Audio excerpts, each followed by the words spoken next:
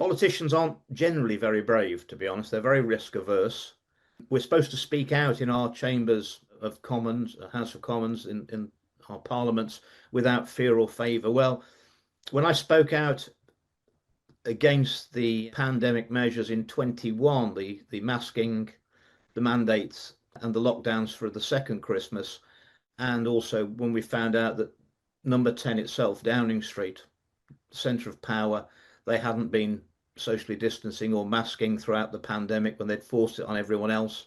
And I actually got to a civil servant who was working in number 10, who was quite diligent. There are some good ones. And he'd actually sent an email to his superior saying, don't you think we ought to social distance and mask, seeing as we're inflicting it on the people?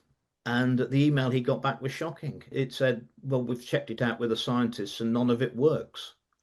But would you mind, since the TV cameras are outside, when you leave the building, will you please put your mask on and socially distance?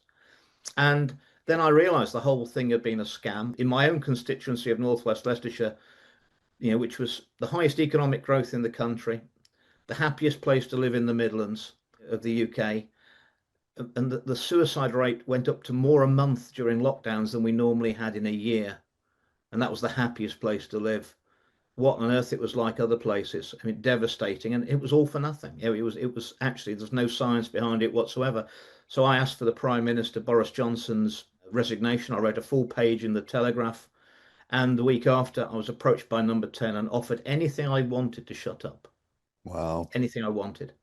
So there's a lot of fear and there's a lot of favour in the House of Commons, and people are not speaking out.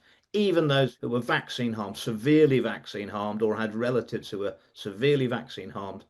And, our system of governance is just not working, Paul. It's not serving the people. And every agency that's tasked with protecting the public interest has failed. The explosive 250-plus page report that shatters the official COVID narrative.